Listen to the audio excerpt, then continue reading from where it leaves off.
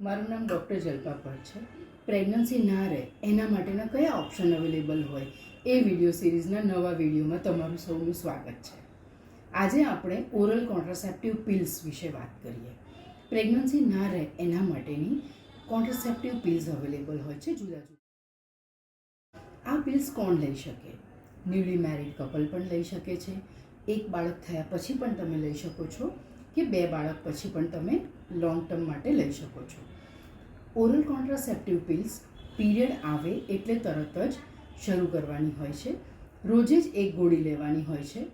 વચમાં જો ભૂલી જવામાં આવે તો તુરંત જ યાદ આવે એટલે તરત જ એ ગોળી લેવી પડતી હોય છે.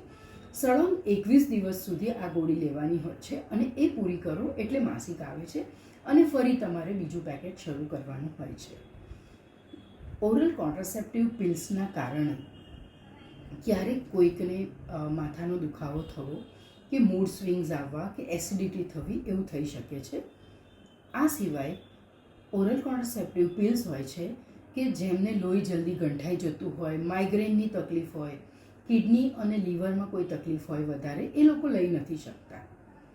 જ્યારે પણ તમારે પ્રેગ્નન્સી ન રાખવી હોય અને એના ઓપ્શન તમે વિચારો છો તો તરત જ તમારા ડૉક્ટરની સલાહ લો અને તમારા જે પણ ઓપ્શન છે તે જાણો અને વાપરો. તો ચાલો, આજે તમારી પાસે યોગ્ય માહિતી છે તો ચાલો અનવોન્ટેડ પ્રેગ્નન્સી અને અનવોન્ટેડ અબોર્શનથી બચીએ અને આપણા સ્વાસ્થ્યનું ધ્યાન રાખીએ.